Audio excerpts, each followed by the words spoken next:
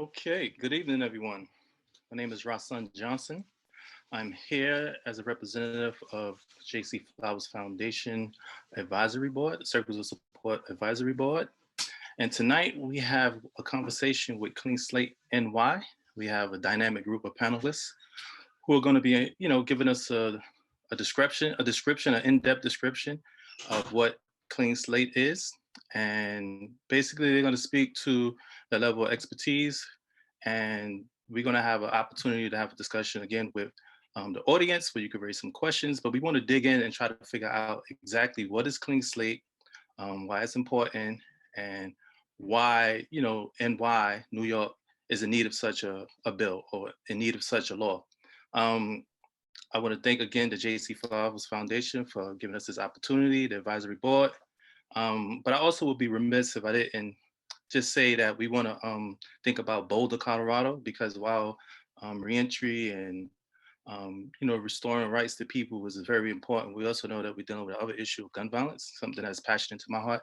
And I want to be able to give my thoughts and prayers to the people in Colorado and to all the people who are impacted by gun violence.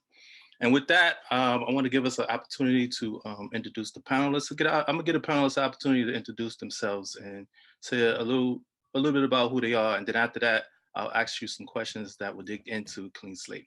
And I'll start with Avery. Good evening. Thanks for having me. Avery Bizzell, community organizer at the Community Service Society of New York, which is an anti-poverty organization in this city. And I'll kick it to Samantha. Thanks, Avery. I'm so happy to be here tonight. Samantha Reiser, staff attorney with Legal Action Center, which is a statewide organization that fights discrimination against people who have conviction records or have substance use disorders or HIV or AIDS. And I will kick it to Victor. Thank you, Samantha. Good evening, everyone. Thank you for taking the time to come meet with us today. And thank you for giving us a space to speak to you all also. I'm Victor Dempsey. I'm a community organizer with the Legal Aid Society, Community Justice Unit, and Special Litigation Unit. Again, very excited to be here. I think we're going to have a lot of good information for you guys and really have an open, candid discussion about what this bill means. So I'll pass it over to my colleague, Zaki. Thanks much, Vic. Again, thank you all for having us, and thank you for creating a space of this nature, which is absolutely is definitely needed. My name is Zaki Smith. I'm a policy entrepreneur for the next 100, and my work is specifically focused on the barriers that exist for formerly individuals with a criminal record. And so with that, I'll pass it back to you, brother. Rahson, I'm sorry. Yes, thank you. It's okay. It's all good. Thank you so much. So we want to get right into it. We want to dig right into it. And I'll start with you, Avery. What exactly is Clean Slate? What is it made up of? What's your connection to it? Give us some background information on it as well. Yep. So Clean Slate is a statewide campaign that is calling on the New York State Legislature to pass automatic record expungement legislation in this state. Why? Because there are 2.3 million people inside of New York, which is about 1 in 7, that have a conviction record. And really overwhelmingly what we see and what we know is that if you have a conviction history in this state, it is really a bar, it's a lifetime sentence.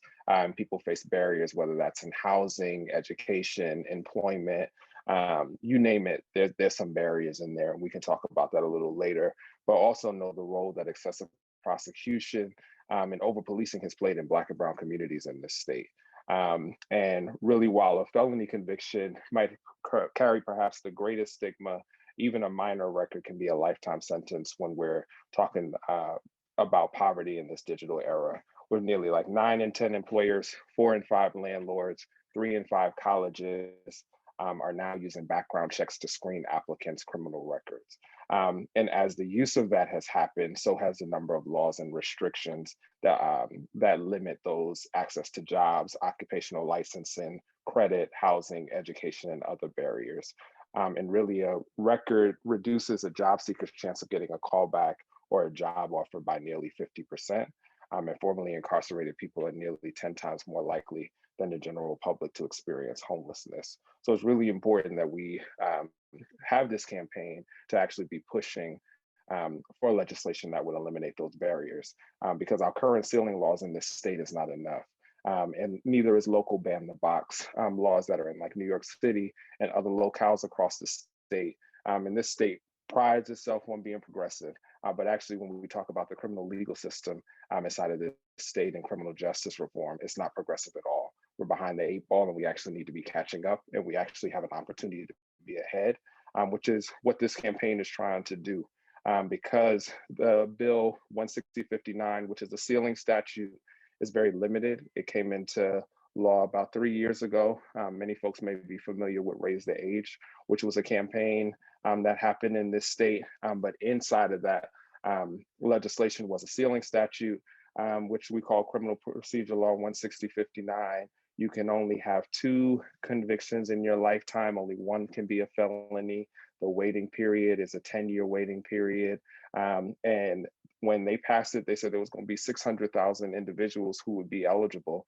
And to date, there's been less than 2,500 people. That's less than 0.5% of people that they said is eligible. And that's whack, to be honest with you.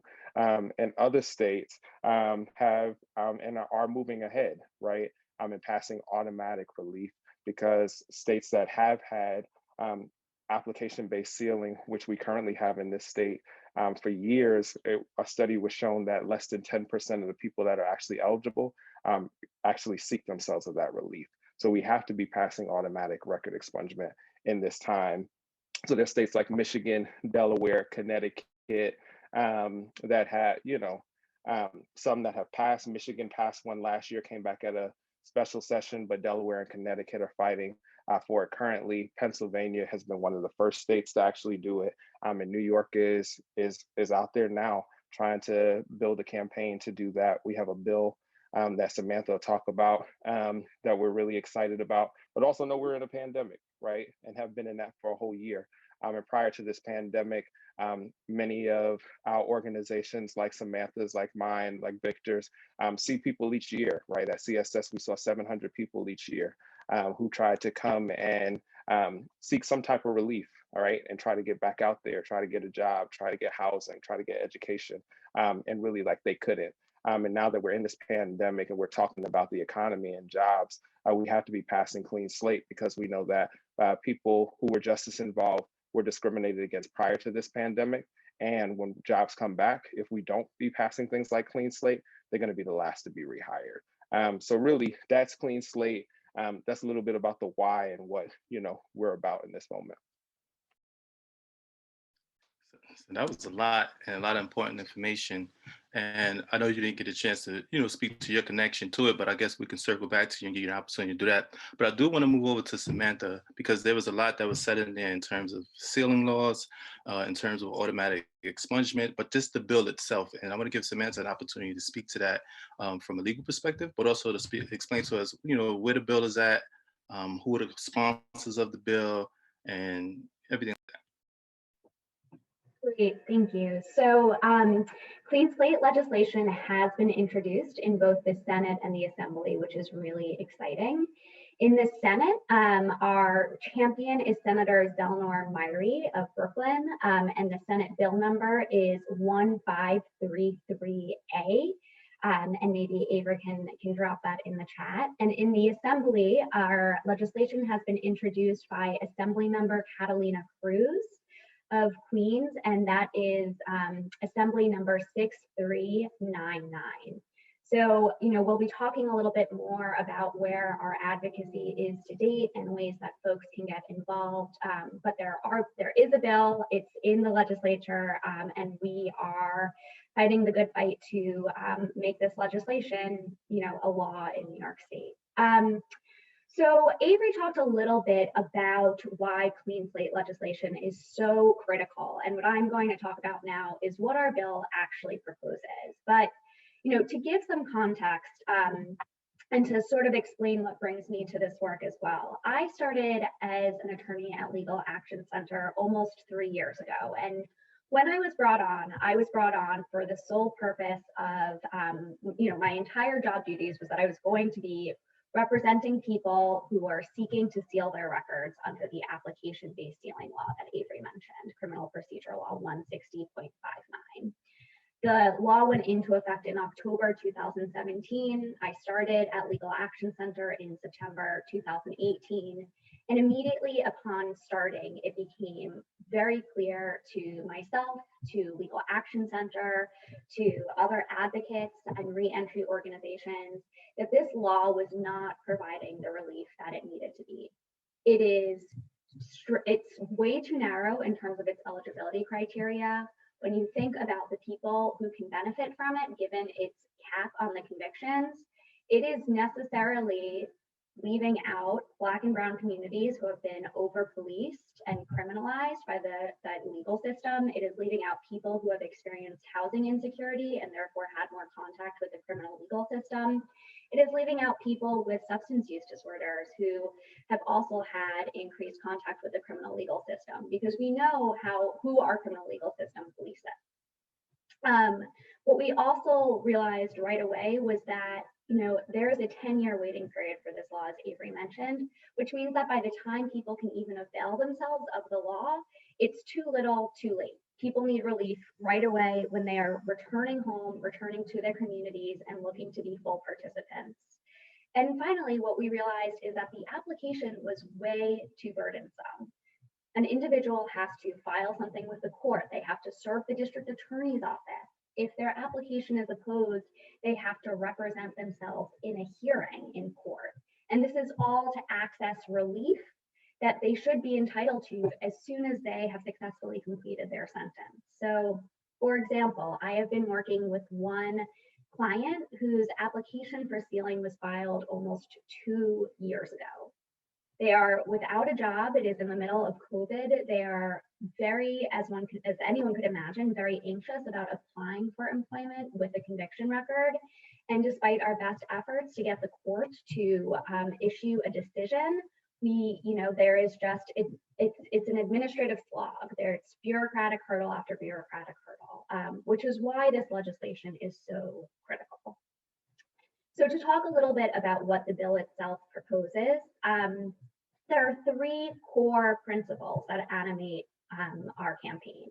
The first is that any relief must happen automatically. Individuals should be entitled to this relief and they shouldn't need to do anything to avail themselves of it. The second is that our campaign is an inclusive campaign.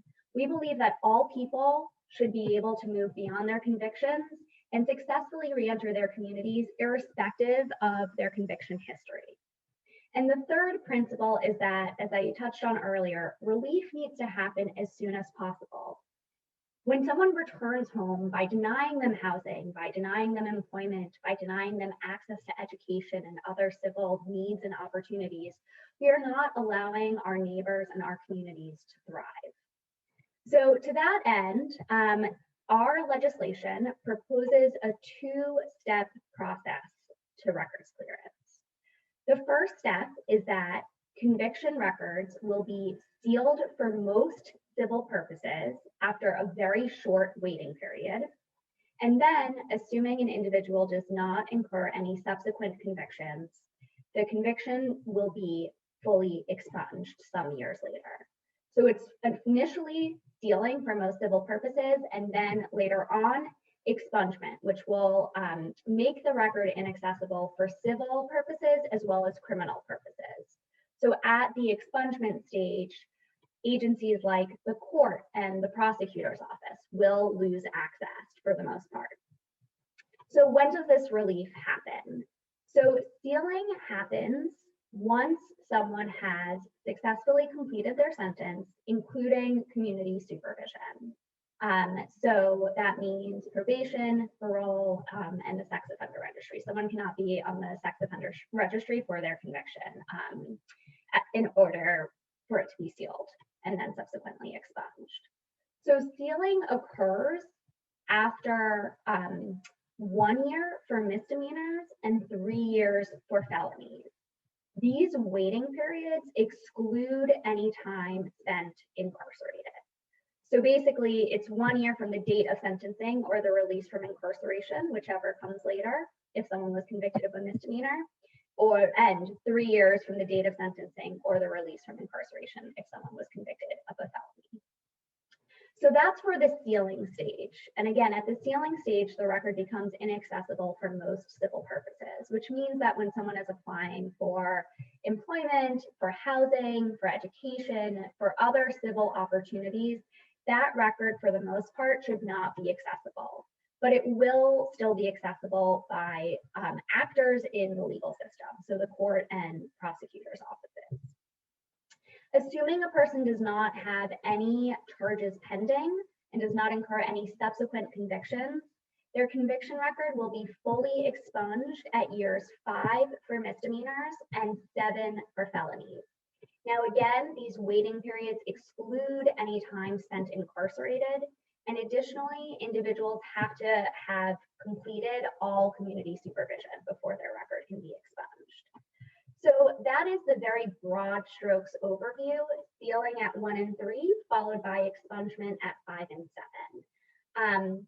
And individuals, again, they have to successfully complete their sentence, including all community supervision, but there are no carve-outs for any particular types of convictions. So this is a very expansive and inclusive bill. So I'll stop there, and I'm sure there will be questions that folks have about the legislation that we'll be happy to answer. Absolutely, we'll definitely have a question period that we'll receive from the audience. I want to move over to Zaki and speak to this piece, because I know it was this piece about how there are barriers to, once a person is released, there are certain barriers that prevent them from advancing in society or for full restoration. So when I ask Zaki, could he speak to this thing of perpetual punishment and collateral damage? Or collateral consequences, not damage. No, thank you so much. Yeah, so essentially, so when we say perpetual punishment, we meaning pretty much never ending, right? So while they use the terminology is collateral consequences, right? The consequences is not collateral, like at all, right? Just even the terminology in itself is like disingenuous and disengaging, right, from folks on the offset. But what it is actually is perpetual punishment.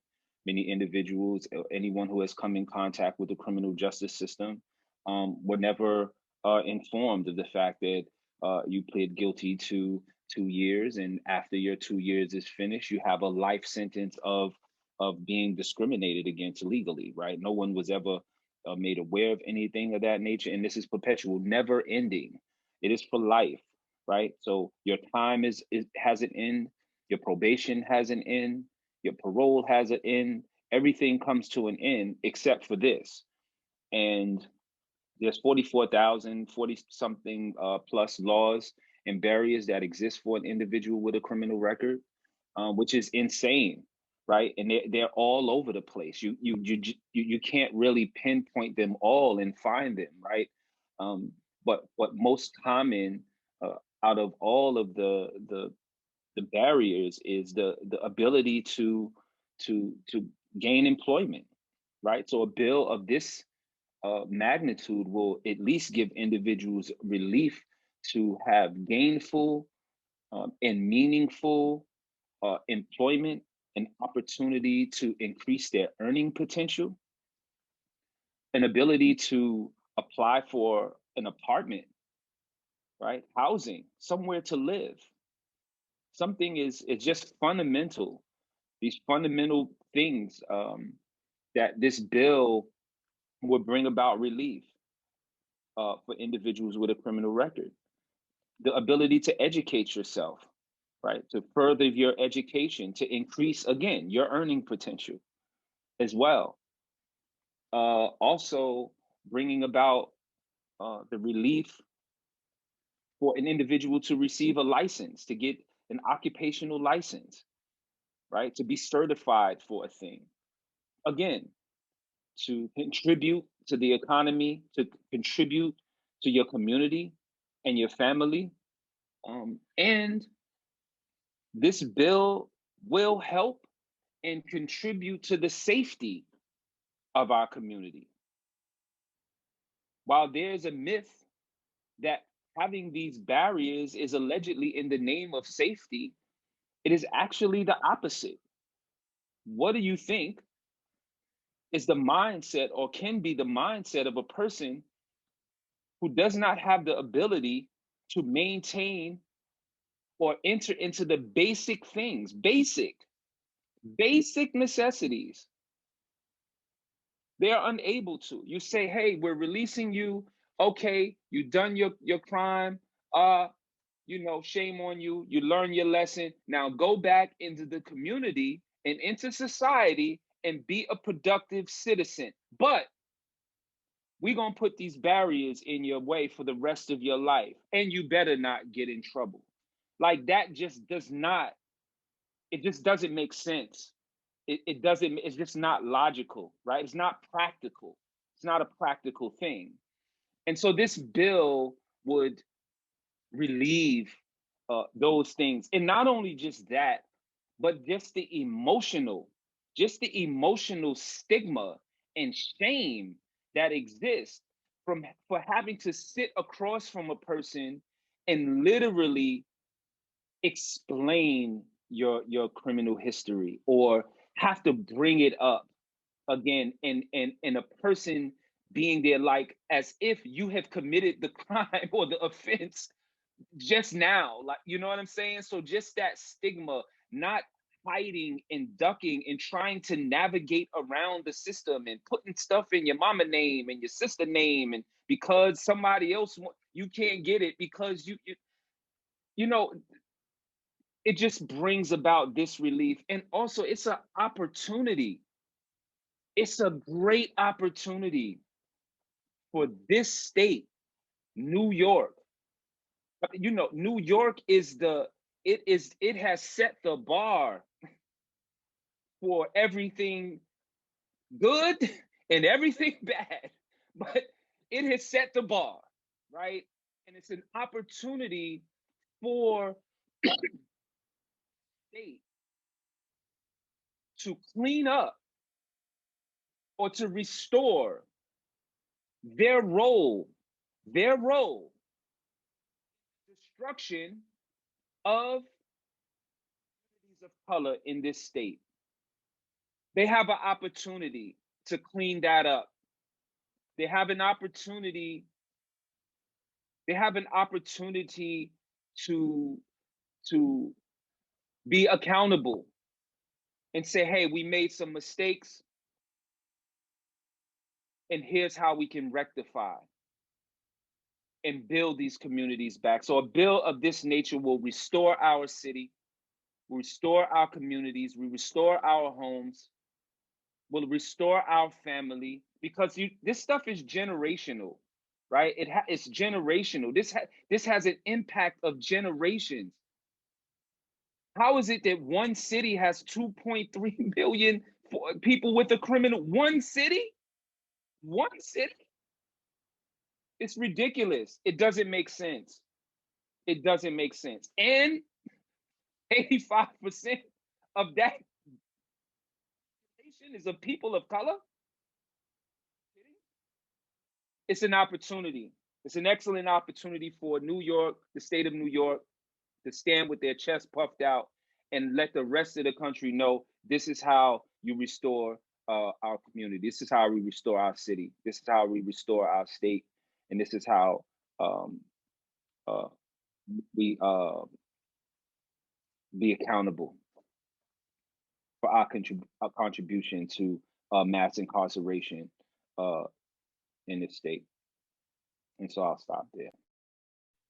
Certainly. Thank you for making those connections, and, felt how heart-wrenching it is and how important it is for people to get behind such a bill and to speak to the issue of restoration. And I think Victor, I'm calling Victor next to speak to how people can get involved. How do people support the bill? What, if anything, that they need to do? And anything else that you can say and speak to that would, I guess, inspire people to get behind this mission? Yeah, I mean, my brother Zaki really laid it out there. You know, it's when we think about perpetual punishment, we think about collateral consequences. We've seen time after time again, just having a criminal record, it affects folks in manners that sometimes we can't phantom. You know, myself being formerly incarcerated, I remember, you know, being in jail and thinking about my day of release and trying to come up with a plan and trying to map out, well, what can I do? What can I do? Is this opportunity going to present itself for me? Should I stay away from that? And that's mind wrecking within itself. You know, that just drives you nuts, you know? And before we kind of get into this piece on how we can support it, really, I want to add a little more context to what Zaki said. And I know we don't have to sell this, but I think it's important when we think about the community aspect to this, right? When we talk about community building, we're really talking about all voices at the table, not just for folks like myself who were formerly incarcerated, not just victims and survivors of crimes who are dealing with this trauma that really isn't in their life. And we want to say also, this bill is not an erasure of that trauma. This bill is to help these folks overcome that trauma by helping build so it doesn't happen to the next person. You get what I'm saying? Also, just thinking about, you know, re-entry, and folks ask, well, yeah, when they come home, well, what are they going to do? We don't know, but we know what we don't want them to do, right? We don't want them to commit another robbery. We don't want them to sell more drugs. We don't want folks to do that. So as a community, how are we setting ourselves up so these folks can be successful, have a successful transition, be able to obtain gainful employment where they can take care of themselves and their families and their loved ones? And what's gainful employment, right? I know tons of folks who have great jobs, fast food jobs, restaurant jobs. There's nothing wrong with those jobs. But me working in the restaurant field for years, it was a lot on me being a chef and a cook on the line at Cheesecake Factory. And the only way I can really make good money is by working the rush. We call it the rush Thursday, Friday, Saturday, the weekends. All these people that got great jobs and they want to take their loved ones out for dinner and spend that good money that they're making, they're coming to Cheesecake Factory on a Saturday night. But it's guys like me on the line that, you know, have to make some type of money. So the only time I can get my overtime or the only time I can get my extra shifts is in the busy season. Now, guess what happens? My substance of life is completely different because all I can do is work. You know what I mean? All I can do is work. And I see that time and time again, even in my work as an advocate, even in my work as an organizer, is folks saying to me, hey, I need a better job. I have a job. I'm a great interviewer. You know, I have amazing skills, but nobody's giving me the chance.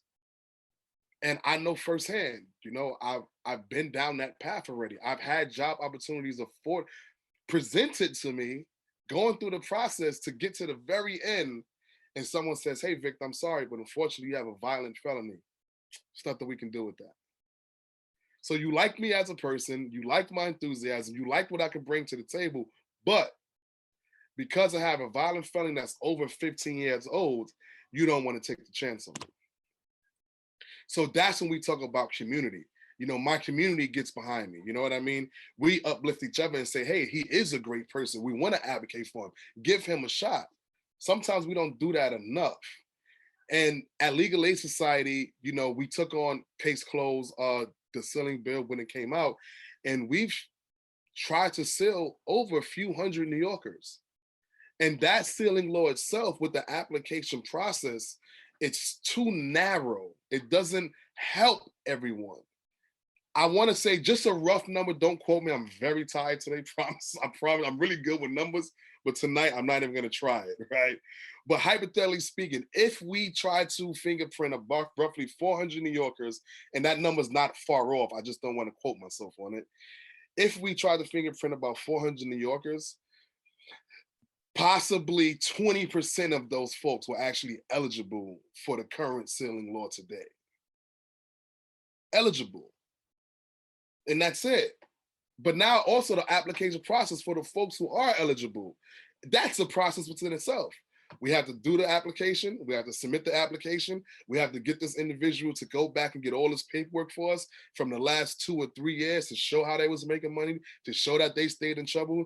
They've got to get reference letters from their churches, from their community leaders, all of this stuff, just to say, I'm going to now use this sealing certificate to now go get a job. So I just took this person down an 8-month, not train wreck, because my colleagues actually make the process pretty smooth, but it's still a lot. 8 months it took me to get you to a point where we give you a piece of paper at the end to go find a job. And it has been working, but it's not enough.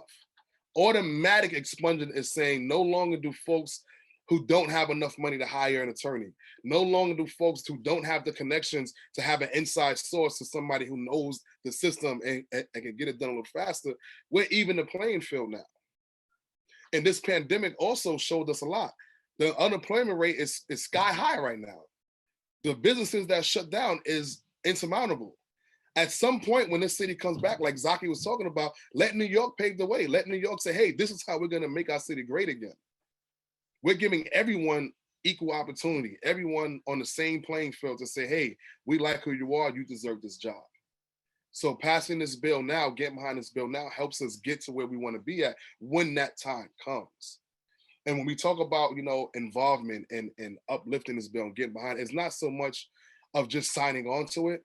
We want folks to internalize it. We want this bill to resonate with folks in their own lives. You know what I mean? You may not have been through the criminal justice system, but possibly there was a family member who has. Maybe you've seen that family member struggle in the reentry process. Maybe there was time that you wanted to help that you really couldn't. This bill can help them. Speaking to your neighbors, speaking to your colleagues, speaking to your community members to support the bill is the help that we need. Because again, like Samantha said earlier, it's inclusive. We need every single voice behind this. So the few things that you can do, I believe in the chat, Sam and Avery, if you could, you can visit our website. We have a Clean Slate New York website. And again, remember, it's not just New York, it's a lot of other states doing the same thing. So even if you have family members or friends in other states that, please let us know. We'll try to connect them there as well. But go into this, sign up to have the bill, but also reach out to your local elected officials. Reach out to those folks that were put in office to say, hey, this is what we need in our communities. We need you to represent us and get behind this as well. So really it's that push and that coming togetherness that will help this bill be passed. Because I'm telling you, I know folks have asked me about naysayers and so forth. We can predict naysayers, but I'm going to be honest with you. This bill helps everybody. There shouldn't be any naysayers. But I also think the education part of it is where we have to do the most work at today. So for now, I encourage folks to visit the website. I encourage folks to sign on. I encourage folks to share the information and continue to share until we have fair and equitable change with this bill. Thank you, Rahson. It's no problem. And as questions come in through the chat, I'll definitely pose them to the panelists. But I did want to ask a question to start out. In what way is the Clean Slate Clearinghouse website connected to this? Because and is it something that people could go onto, or do you advise them to go onto it to learn more or to get involved?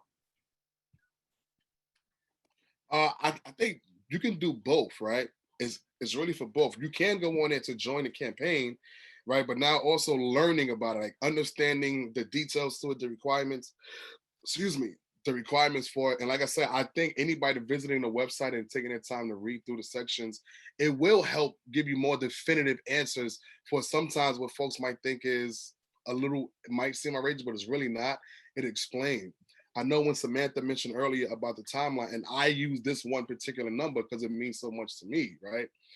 When we talk about 7 years for a person with a felony to have automatic expungement, we didn't just pull that number out of thin air, right? It was a lot of study, a lot of research that went into this, and statistically saying if a person re-enters society, if they haven't committed a felony or another crime within those 7 years, more than likely they're rehabilitated. And I say I use this number a lot because I internalize it with myself. And I'll be honest, between my first time getting locked up and coming home, I had a violation within my first 2 years. It's a violation, right? It's not a lot, but I did something I wasn't supposed to do. But my head wasn't on right because I was still trying to figure out how to make some more money or not make more money. You know what I mean? But once I got over that hump, I'm home 4 years now. There's no way I'm going back and giving up what I earned this time. So I'm going to keep striving to do better. So that 7 years is truly significant to what we've seen and what statistics show. I'll let my colleague Samantha take the next one. So we do have a question. It said from Alfred Lyles. He had his hand raised. Yeah. Can you, Rebecca? I can't see the question if he has a question or does he want to raise it?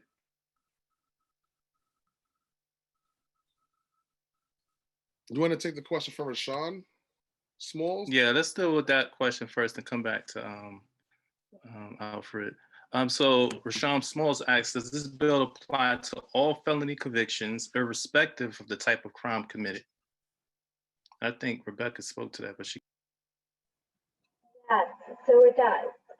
It applies to all New York felony convictions, irrespective of the crime committed. So again, there are some eligibility criteria. They do not relate to the type of conviction a person has, but just there are other requirements relating to the successful completion of one sentence. So someone has to have successfully completed their sentence, including all community supervision. So probation, parole, and a person cannot be on the sex offender registry. But assuming a person satisfies those criteria, they are eligible under this legislation, irrespective of the type of conviction they have. Thank you. I did have another question. I wanted to know, what, if any, impact would this clean slate bill have on those individuals who claim actual innocence even after making parole or released? Now, I raised that question too, because if we're saying clean slate and they're saying that they're innocent, they're saying that their slate was never, I guess, murky in the first place. Yeah, and I'm happy to speak to sort of the legal components of that answer. Obviously, if someone has an innocence claim and they benefit from clean slate legislation, then their record will be inaccessible initially for civil purposes under the sealing phase of the legislation, and then to the criminal legal system as well.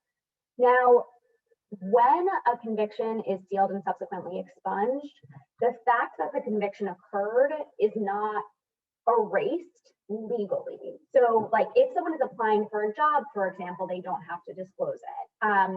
But for certain legal processes, the fact that there was a conviction is not erased in the eyes of the law. And so if someone has an innocence claim, they will want to seek an even deeper kind of relief, and they will actually still may want to seek to vacate their conviction.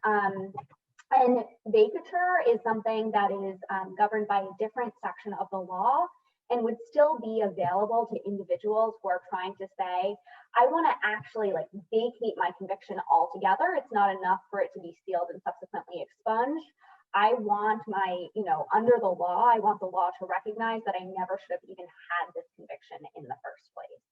So the right to seek that deeper relief, which can be important for innocence claims for people who are non-citizens and are seeking immigration status, that is a really important legal mechanism that will still be available to individuals under this law. I hope that helps answer the question. Alfred Lyles just joined. I know he had a question initially and he's raising his hand. Yes, thank you. Go ahead. You got to unmute yourself, Alfred.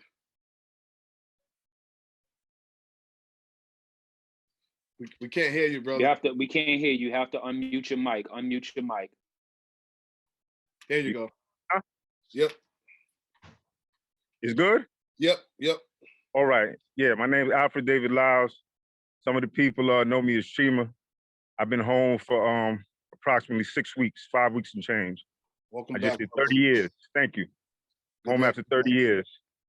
My question is, what is the panel prepared to do? What are we prepared to do if we face some resistance as far as the inclusion of violent felony offenders. You know, we have a long history of divide and conquer. You know, Rockefeller, who should get merit time, who shouldn't get merit time, etc. So what are we prepared to do in the face of some strong resistance against inclusion? Oftentimes in the past, we've been told while I was incarcerated that let the nonviolent felony offenders get the merit time, let them get the programs, let them get the early release, and afterwards it'll include everyone. And over the years, we've been perpetually excluded, violent felony offenders. And I was released, made parole with an understanding that there's a strong likelihood based on the information that the parole board had that I'm actually innocent after 30 years in prison with Brady material, etc. But to get away from that, what will we do? You know, there needs to be a strategy, not really a plan B, but a nimble plan A to ensure that everybody gets it. You know, everybody will be qualified and eligible for the same thing. Because we don't want to really probably deal with more litigation, you know, equal protection violations, etc. Because if it's law, then it shouldn't be discretionary, but a lot of time there are clauses, etc. You know, that's my question. Can I jump in just to start answering? I'm sure some other colleagues will jump in as well, but I'll say to you first, Alfred, when writing up this bill and getting ready to bring it to the people to look at it, this is the reason why it's inclusive. We started off from the gate. We're not playing games and we're not trying to water it down. No, we could have easily said, you know what? We know that some people aren't going to like this, so let's leave that out so we can get the win. We're not in this to look good. You get what I'm saying? And I'm saying that for a reason, because a lot of these other bills and laws you're talking about, I remember when I first went to jail, I literally got sentenced in 2003. That was the first year when they started post-release supervision for violent offenders. Before that, violence used to get flat bids. You get your little bid, you go home. Only people that got split bids was the drug dealers back then, right? I was pissed off. But I also knew when I look back into it, people did it for a win. We're in this for people. You get what I'm saying? We're in this to rebuild a community. And to really answer your question, us not giving in, it's not about giving in. Folks have asked us, oh, wow, but don't you think they're going to negotiate? We don't want to negotiate. We don't. Because to me, there's no difference. I mean, yes, I'm not going to say a lie to you. I was up north.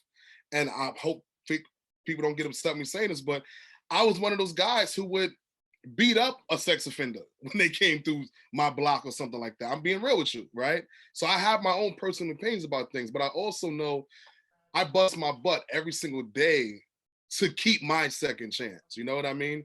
I bust my butt every single day to show my community that I'm not the monster that they once called me. So we have examples of change agents. I work with kill violence folks in the city every single day. The same people who had A1 drug felonies, the same people who had murder charges, and at home being the change. You get what I'm saying? So when you say what are we prepared to do, there is no plan B. There's no plan B. We're taking this all the way. You know what I mean? There's no room to slow, and I don't want to sound overzealous about it either. I don't want people to think, oh, he's crazy. We know they're going to push back. When the pushback happens, we'll have a team strong enough to push back to that. I know Zaki was going to jump in and say something, but I just want to say again, congratulations, welcome home, bro. And again, you're the reason why we're doing this as well. Before you jump in, Zaki, let me say this. After Zaki, we're going to take 2 more questions. Then we're going to move to 3 people who's going to share a story, and then we're going to come back with questions. Okay. Yeah, just I'm glad you raised that question. Just in regards to what we prepared to do. One of the things I think we're much more better equipped with is that we understand the playbook of the opposition, right? The opposition's playbook has traditionally and historically been the same. And that is highlight that this boogeyman is going to come and get you if, right, you give them any kind of relief. And that boogeyman happens to look like men of color. So we are clear in the way in which they're going to come. They are going to speak about victims of violence. They are going to bring victims of violence to the forefront. But one of the things that we understand and what we've come more prepared and equipped and understand with is that is only one narrative, right? There are victims of violence groups. There are individuals who have been victims of violence who are not in this vengeance. They're not in a vengeance, punish forever state, right? They only present the narrative that supports the current system that they have. But there are more individuals who are in opposition to this system, who have been affected by crime, have been affected by violence, who are speaking out and saying, no, we have been unjustly impacted by this same system to make us believe that these individuals' punishment is our healing. So we are clear, and individuals are clear now that this is a lie, that the system has failed us all, and to continue to punish, right? And not hold accountable, but punish, because accountability and punishment is two different things. Accountability restores everyone. Accountability restores everyone, the victim of a crime and the person who has perpetuated the crime, right? Everyone is restored. And there are more people who are coming out, crime survivors groups who are coming out and speaking to that and speaking and supporting in this favor. And we need to take control of the narrative, right? This is not about safety. It is a lie. This is not about safety. This is not about protecting our community. It's absolutely not. Because if it was, we would be the safest communities on the planet. The system is not working to do that, right? And so it's how do we begin to inject our narrative, the truth narrative about violence and the relief that is necessary, and also bring about the violence of the system that exists. And violence is not this thing that is just this thing, right? There's a fuel, there's a thing that breeds violence. There's a thing that breeds violence, right? And the system in itself contains the same elements that breed violence. So you don't cure violence with violence.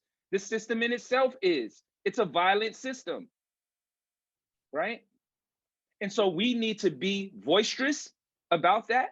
We need to be having these conversations in communities and letting people know that this is the narrative, this is the truth, this is what it is. And we continue to push back. This is why there is no carve-outs. This is why we understand what violence. We understand that we have communities where violence exists, right? And I'm gonna stop. Thank you, Zaki. I'm looking at the time. I'm gonna take two more questions. We're gonna go to the stories that we're gonna have time more for the audience to engage. I do want to go to Gregory's question. Greg, you want to ask your question? Yeah, can you hear me? Yes.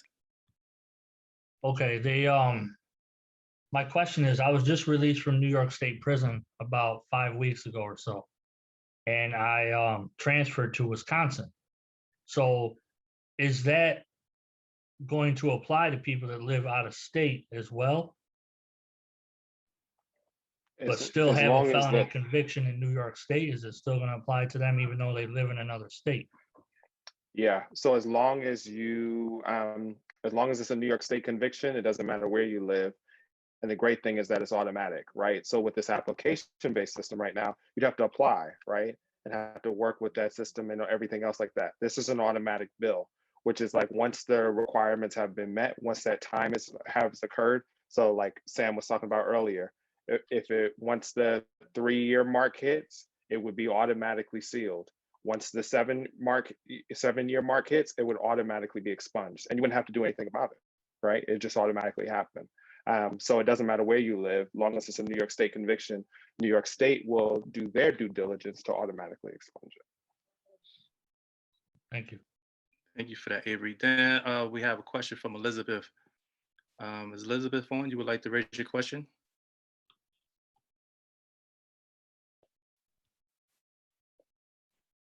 Elizabeth, I'll read it. So the question was, if you have received the certificate of relief, does that application process count towards your records being sealed and expunged? Yeah, I'm happy to answer that. So someone getting their certificate of relief isn't a necessary criteria. Automatic sealing and expungement should happen irrespective of whether someone has obtained their certificate of relief. Obviously, when someone's record is sealed and subsequently expunged, there shouldn't be a need for the certificate of relief, although someone may still want to apply for one prior to their conviction record being cleared. Thank you. And Malik, we'll come back to your question on the other side, but I do want to bring on Wanda Velez.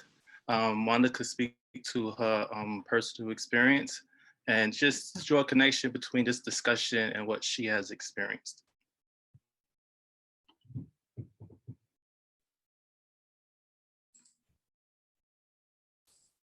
Can y'all hear me?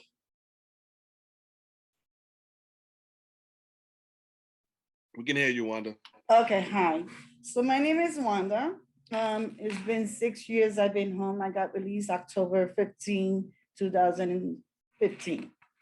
So when I was coming home, I made all these plans. I'm gonna get a job. I had a college degree of associates, but I had a college degree. I had experience working, and I thought it was gonna be really easy for me to get a job.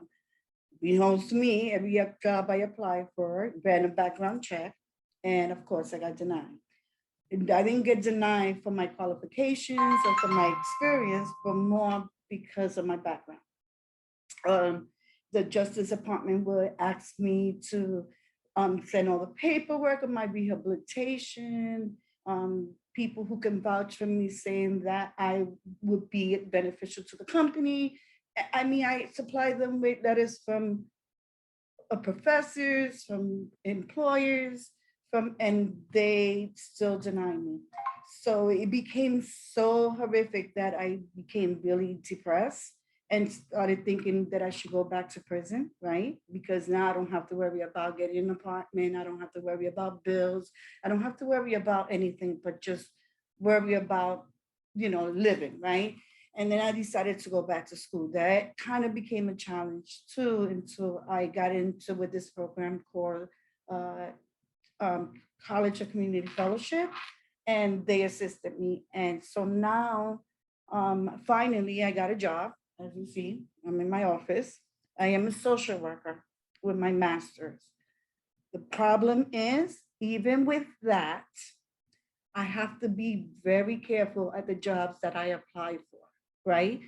I can't work with children. I never had a conviction with children, but I am banned from working with children. They consider me a risk. I can't get a hospital job because the hospital does backgrounds and they're not background friendly. So I am stuck with getting jobs that are background friendly and that it's not going to pay me what I'm worth because of my background conviction, right? And I used to say, you know what? I did my time. I did, I served my purpose, right? I served my time for whatever I did. Why is it following me? I even wrote to the Justice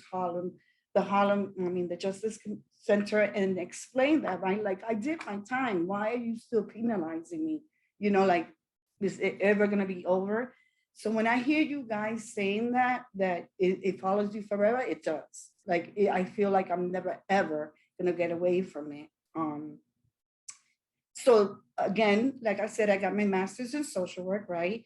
And even to get my license, I had to get my dispositions. I had to explain what, my crime. And even though there is no defense law, and that's what my crime is, it's violent, but it was defending myself. There's no defense law in New York State. So I'm still looked at as the perpetrator instead of the victim, right? So all of that came about, and it's really depressing for people who really are trying to get back on their feet and can't because of their background holding them back. So when I hear about this bill, I'm all for it because I think I'm blessed, and I'm one of the powerful people and resilient people who can move forward and say, you know what, I'm going to brush myself off and I'm going to keep trying and I'm going to keep going for it. But there's other people where they get stuck, right? They see no way out, and they go back to prison because of this. So yes. Yes, thank you so much, Wanda. And you'll get a chance to engage more with them. I want to move on to Darren Sullivan so that he can get an opportunity to share his experience as well. Thank you.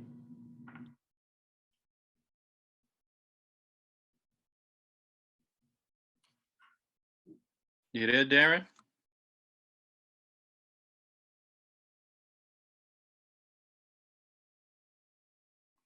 Okay, Okay, I'm here. okay, thank you. All right, how's it going, man? How's it going? Yeah, so my name is Darren Sullivan, and I am someone who, can you guys hear me? All right. Yes, we can. Okay. So I'm somebody, man, who I got my first arrest by the age of 17. So I knew the impact on not having a clean slate early on. I remember the age of 22 getting the first job that I felt that I could have retired from. I had gotten a temp job at Morgan Trust Warehouse. And I think it's important to say this right here. I mean, I just said I was 22. But even though I was that young, I had already felt like I was, I felt really mature in the fact that, I could be working. I could stop all the foolishness that I had been doing and really just work for a living. And so, yeah, I got the job at Morgan Trust Warehouse. I worked with a bunch of younger guys like myself, just driving around in forklifts, pulling boxes of documents from the shelves. And we made friends fast, man, me and the guys. In no time, I was encouraged by all to apply for a permanent position. With the amount of money that these guys were making already, along with the benefits, I didn't think twice.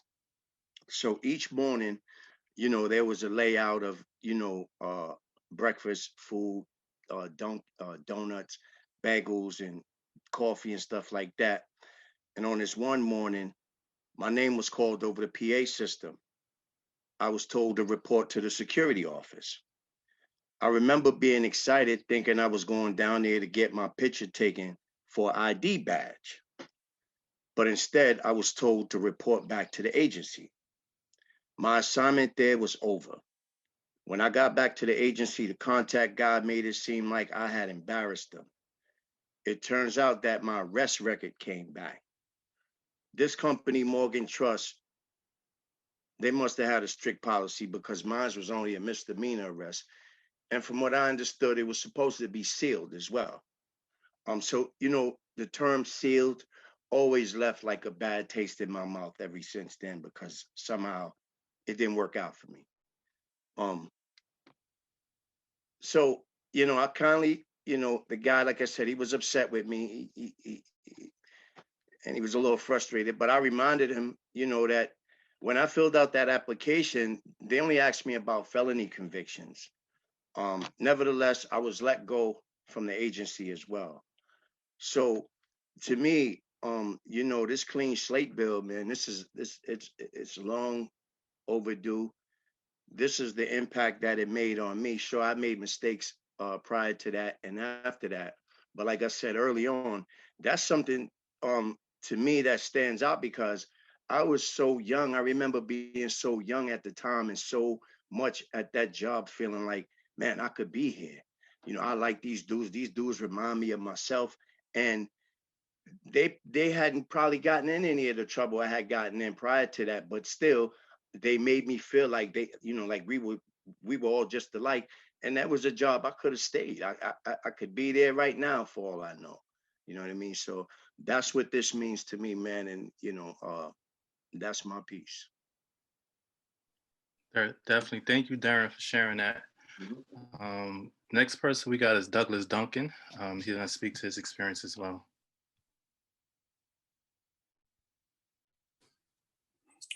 Hello, can you hear me? Yes, sir. Yeah, so my name is Douglas Duncan, and I just want to thank J.C. Flowers for doing this clean slate bill, and all you got on the panel for bringing this bill out. I actually would have benefited from this bill about 2 years ago. So I was discharged from parole in November of 2019. I did not discover, keyword being discovered, that I was discharged from parole until May, 2019. I was reporting to parole for 6 months, seeing my parole officer for 6 months. And the entire time I already had been discharged from parole.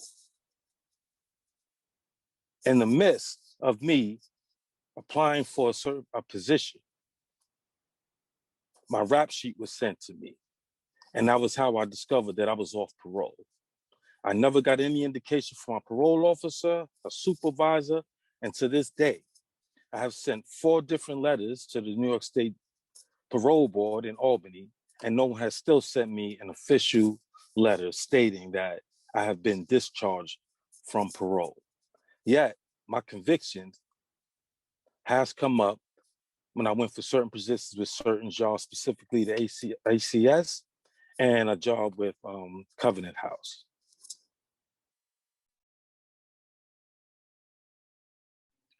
Thank you, Douglas, for sharing that story. All stories definitely point to this thing of, traumatization, definitely perpetual punishment, collateral consequences. So, if the panelists wanted to respond to some of those stories or speak to some of those stories, or I just want to open it up to the larger audience if they had other questions. I know I missed a few. I know I missed Malik's question and everything, but if someone had an immediate reaction to one of the stories, we can, speak to that, or if someone want to raise another question, we could do that. So this is the community engagement part as well. Well, first, I want to say thank you to all the panelists for even taking the time out to share their story. Douglas, we was in the same class together, alumni for life. I know what happened with you, but, a lot of times too, the fact that when we spoke to Thomas about Clean Slate a few weeks ago, and he's been able to bring that back to the folks. I know we did some things with the advisory board. And now this is what I was talking about earlier when I was speaking to the community, right? We all have this instance where we've been impacted. But until you talk about it, until you have the conversation, is when now, look how far back these stories go. Now they're like, wait, I could have benefited from this. You know what I mean? So this is truly what the essence is for joining around this bill. This is what it's about. This is what I'm talking about, that community aspect of it. Because sometimes we don't know how detrimental this system can be. Sometimes we really don't understand how dark that path is either, or how much work it takes to even get an answer back from somebody. Douglas just mentioned he's written 4 different letters up there. Wanda was mentioning that she had to sit with her degrees and have to overly explain her convictions just to get a job, and they're still not paying her worth. This is the importance of having these kind of discussions, but also sharing what this bill can do, sharing, help shaping the future is what this is for us too. So again, thank you all for sharing that story and really putting into context how this bill can assist. Yeah, really briefly, what I'm hearing and just listening to all of these stories is a need, how we all have sort of been in our silo individual worlds, dealing with the trauma around just having a criminal record, and pretty much feeling almost powerless, like literally powerless. So I appreciate individuals having the courage and the strength to even share their stories. But imagine the other communities who are living in their powerlessness, who are living in their trauma currently and normalizing the trauma, right? I didn't even consider the question being denied access to stuff. It just didn't even occur to me until much later, later on in the life. So how many of our individuals in our communities and neighborhoods that have been impacted, who are just, navigating and living and just trying to get around and feeling powerless in this matter. And this is why these platforms are important. This is why it's very important for us to get out the word to our friends, people who are closest to us, family members, social media spaces where you know individuals who have been impacted by it, and let individuals know that you are not powerless.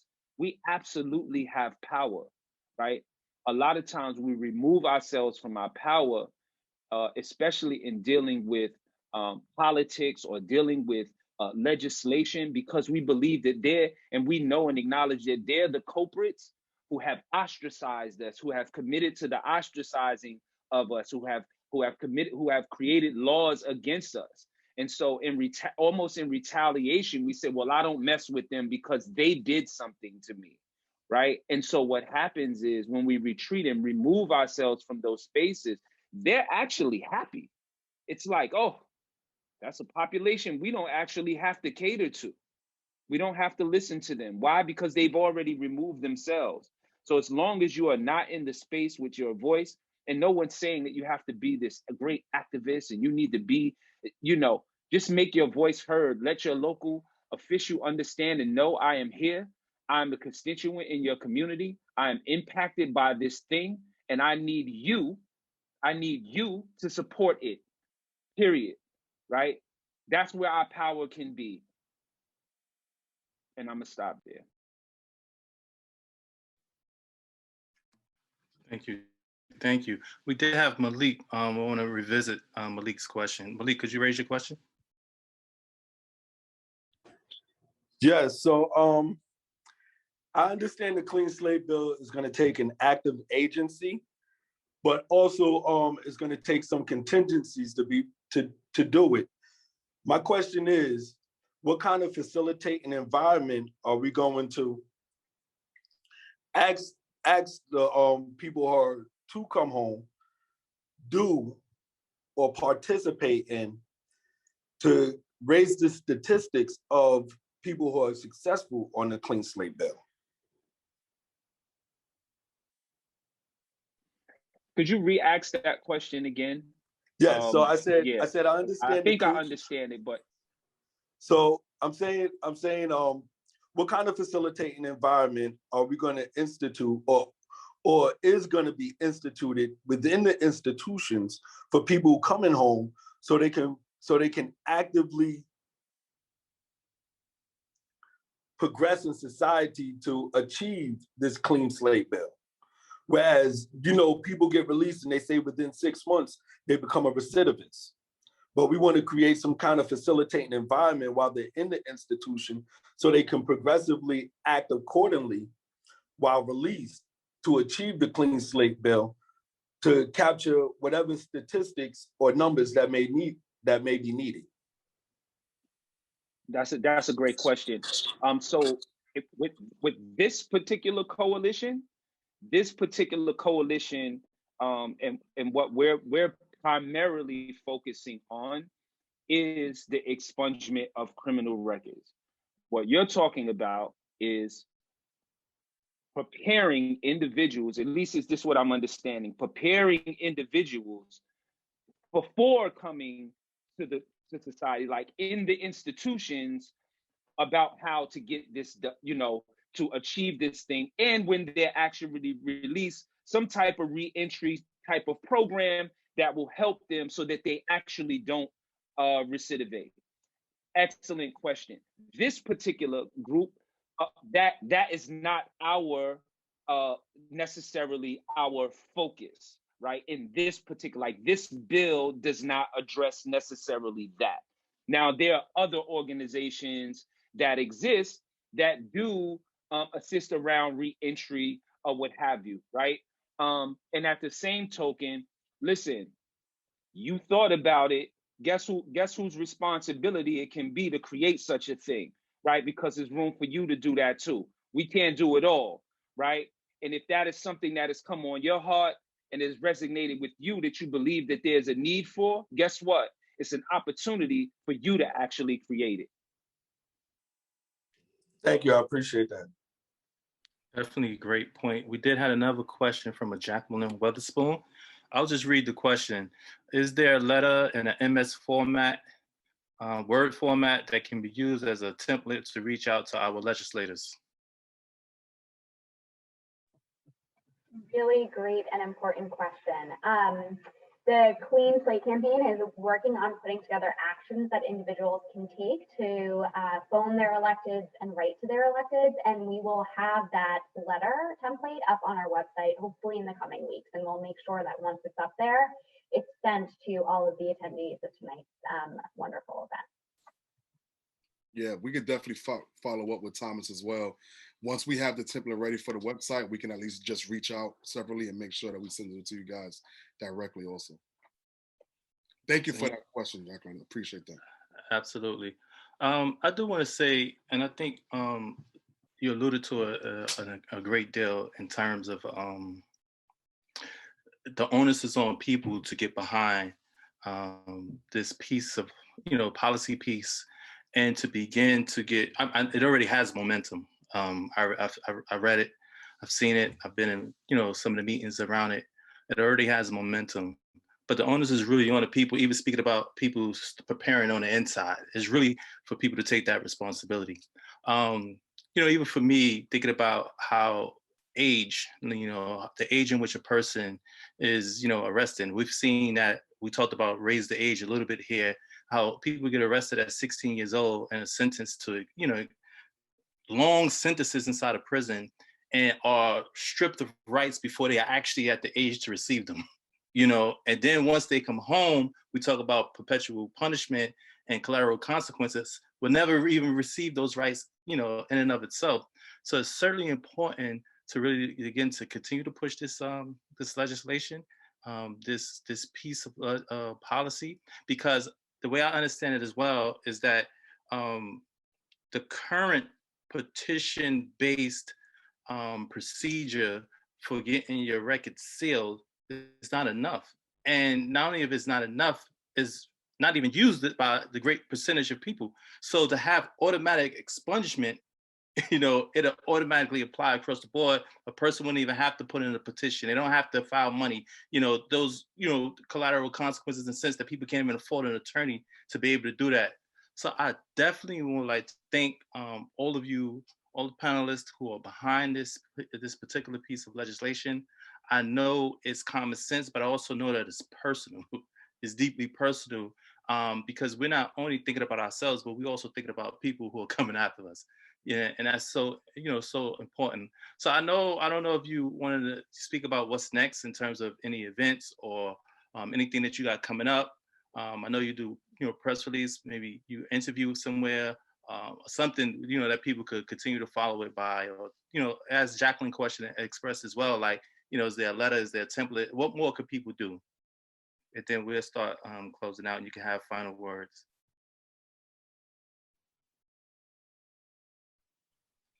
I would immediately say, listen, the bill number is in the chat for those who have access to the bill number to go and see what the bill is, right? To see what it is, to identify who your local elected official is, right? In your community, your assembly person and your senator in your community, and call them.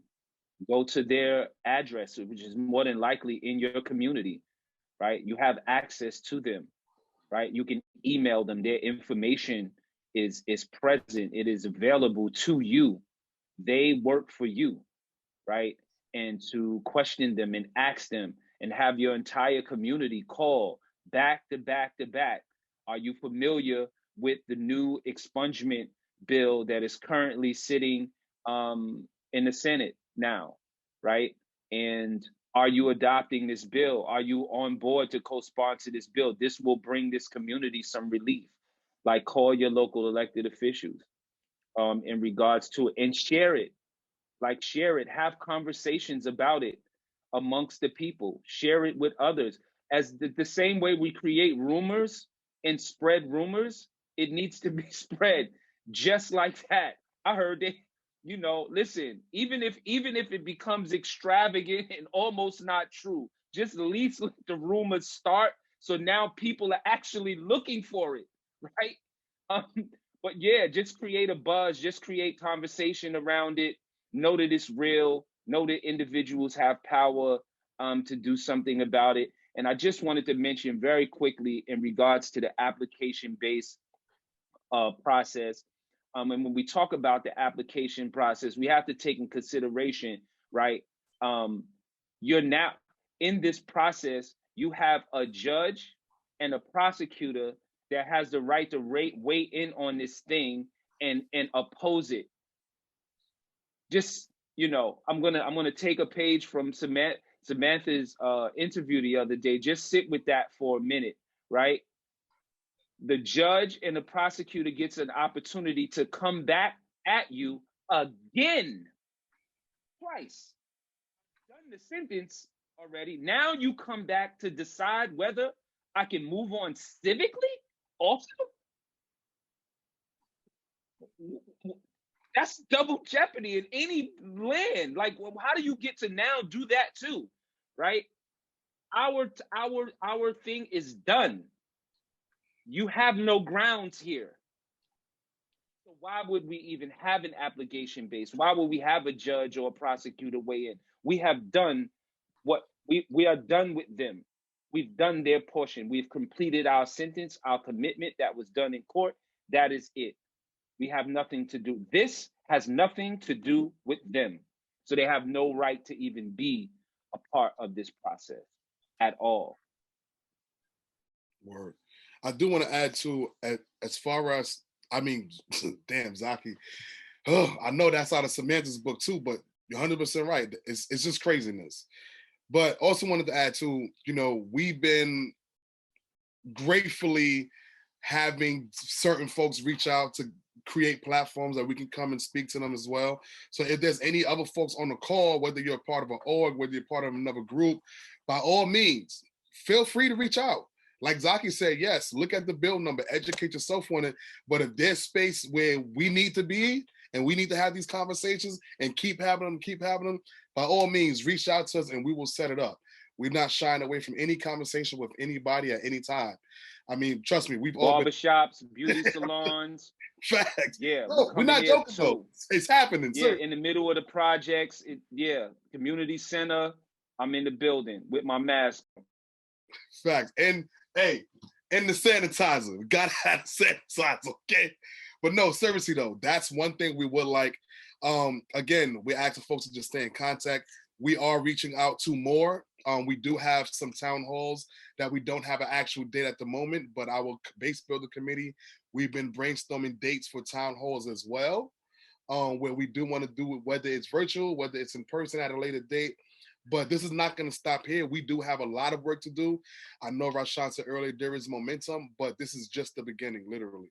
You know, so as we, thankfully, up until now, there has not been so much of the naysayers, but I'm only saying that because I think our team has been doing such a fabulous job as articulating what it really is. But we've also been doing a better job at base building and having everyone involved, not just us.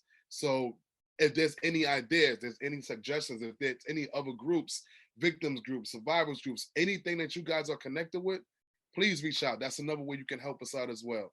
Because again, the earnest is on you guys as well now. We want you guys to be able to host your own workshop and feed the information the same way we can. We are not the gatekeepers, we're just the messengers.